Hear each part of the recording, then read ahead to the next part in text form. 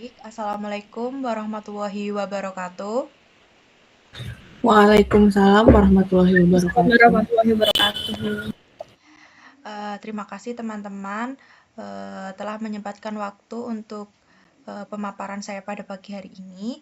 Sebelumnya, perkenalkan nama saya Hafidah Falisa Aulia dengan NIM 231010111121 dari kelas manajemen A1. Nah, pada kesempatan kali ini saya akan memaparkan mengenai identifikasi risiko pada usaha UMKM kolang-kaling. Nah, saya mengambil studi kasus pada usaha sekitar rumah. Nah, sebelumnya gambaran umum usaha UMKM kolang-kaling terlebih dahulu.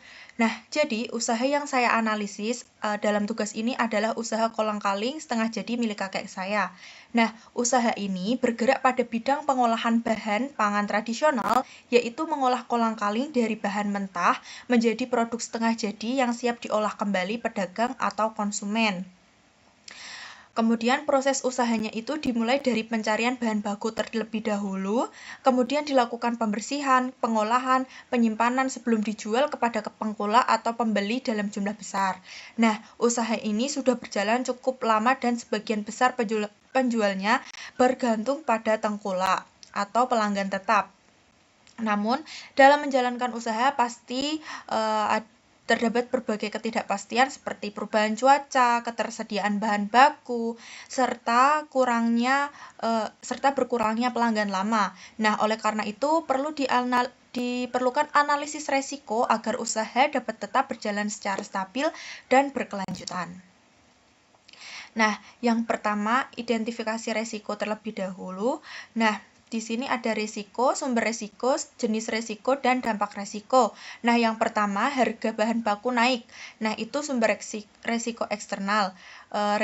Jenis risiko keuangan atau spekulatif. Nah, ini dampaknya keuntungannya menurun. Kemudian yang kedua, risiko bahan baku cepat rusak. Nah, ini sumber resikonya dari internal. Nah, jenis resikonya sendiri resiko operasional murni. Nah, apa perbedaan dari resiko murni dan tidak murni? Nah, untuk resiko murni dan tidak murni, kalau untuk murni ini hanya tidak terjadi apa-apa atau mengalami kerugian. Nah, untuk spekulatif sebaliknya. Nah, untuk yang ketiga, permintaan musiman. Nah, permintaan musiman ini tergantung pada Ramadan saja kalau ramai. Nah, ini termasuk sumber resiko eksternal. Nah, jenis resiko ini resiko strategis atau spekulatif. Nah, dampak resikonya seperti apa? Dampak resikonya penjualan tidak stabil. Kemudian yang keempat, cuaca menghambat produksi. Nah, ini sumber resikonya eksternal. Nah, jenis resikonya sendiri itu resiko operasional. Nah, dampak resiko sendiri yaitu produksinya terlambat. Kemudian lanjut. Nah, yang kelima, kurangnya tenaga kerja. Nah, ini sumber resikonya eksternal, resiko operasional, dan dampak resikonya produksi berkurang. Kemudian yang keenam, persaingan usaha sejenis. Nah, ini juga faktor risiko eksternal, risiko strategis, dan kehilangan pelanggan dampak risikonya. Kemudian yang kedelapan, yang ketujuh, modal terbatas. Nah, ini sumber resikonya internal, kemudian jenis resikonya risiko keuangan, dampaknya sulit berkembang. Kemudian yang kedelapan, distribusi terlambat.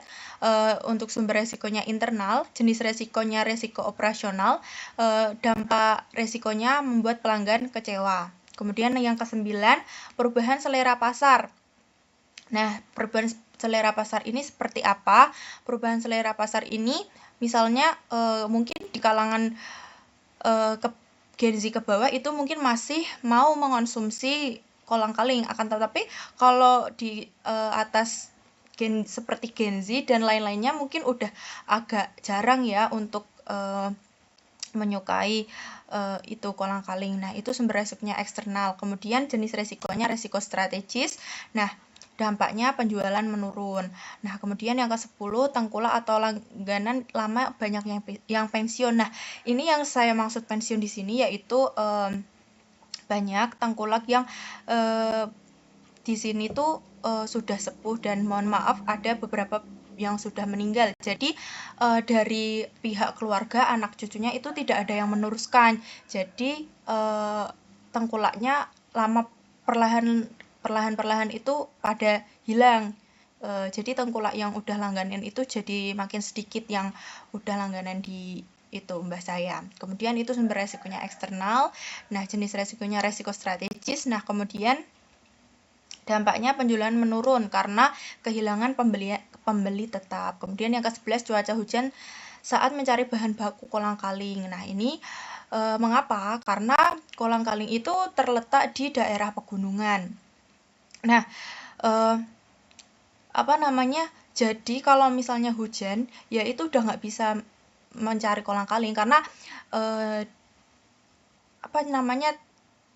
untuk tempatnya itu agak ekstrim ya kalau mencari kolang-kaling itu kayak di dekat-dekat jurang-jurang gitu karena memang pohon kolang-kaling bisa tumbuhnya di seperti itu. Jadi kalau misalnya cuacanya tidak mendukung ya sudah nggak bisa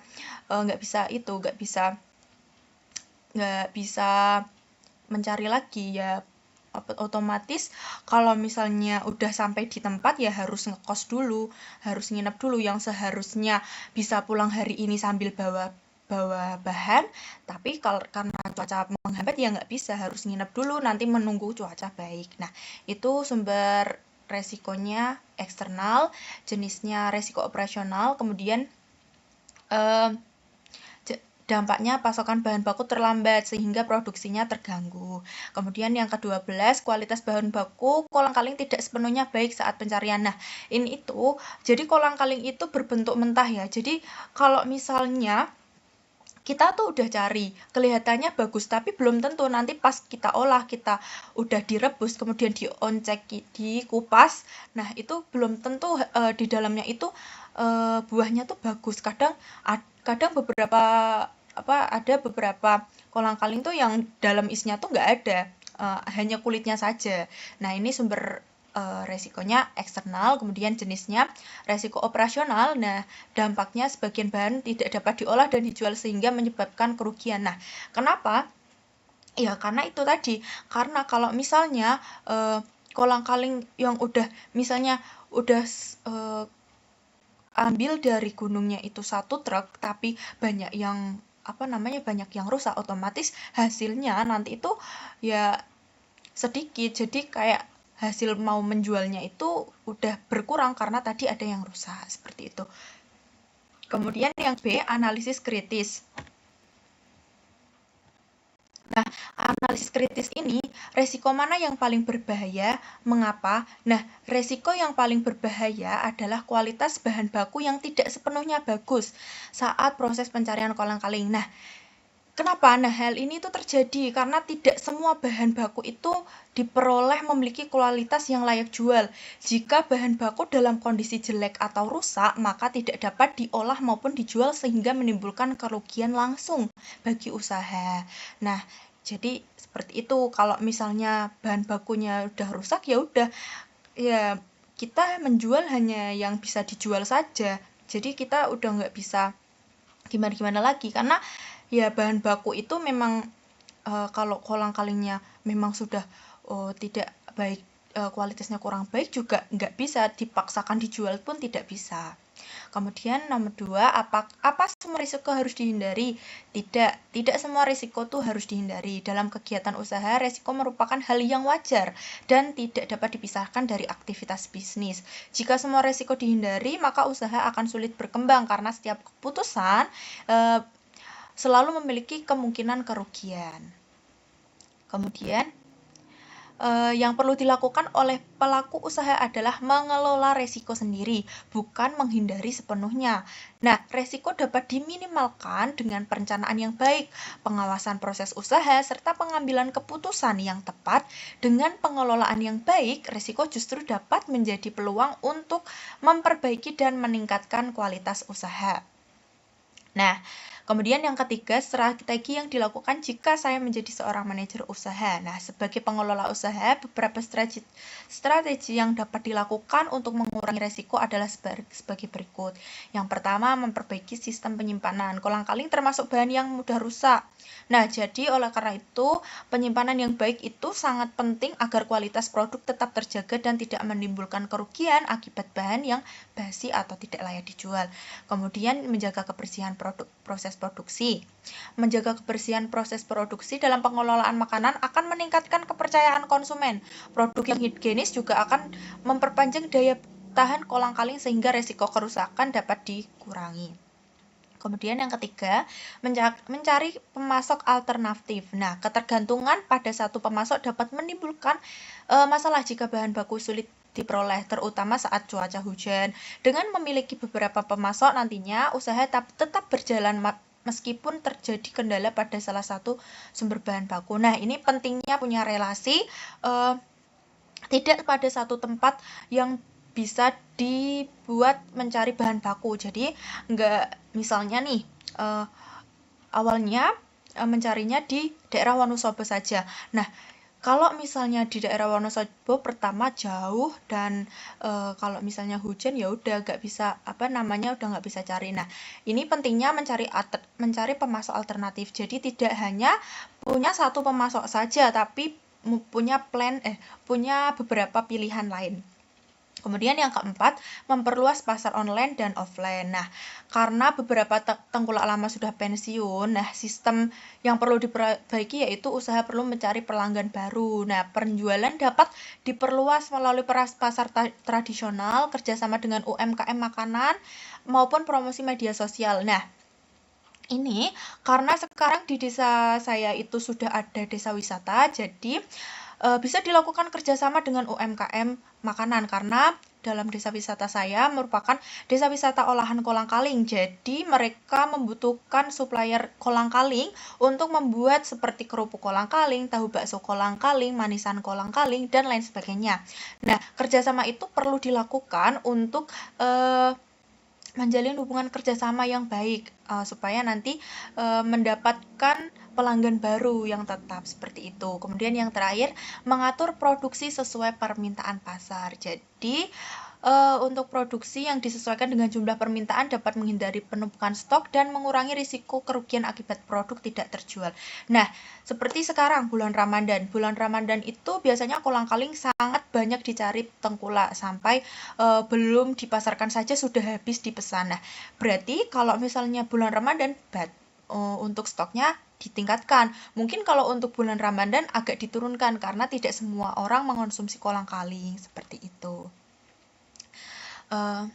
Sekian pemaparan yang dapat saya sampaikan. Mungkin ada untuk pertanyaan yang pertama akan saya ajukan kepada Kak Hana.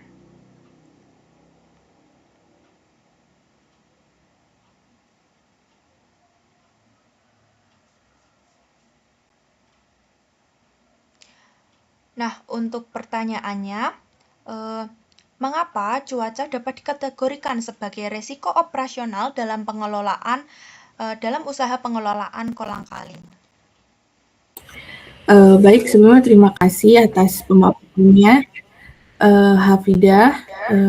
Untuk pertanyaannya tadi, mengapa cuaca dikategorikan sebagai resiko operasional dalam usaha pengolahan kolang-kaling?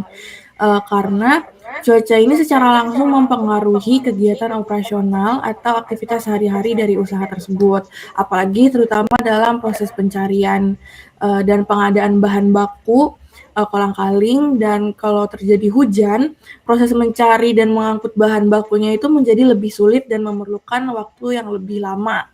Nah, hal ini juga dapat menyebabkan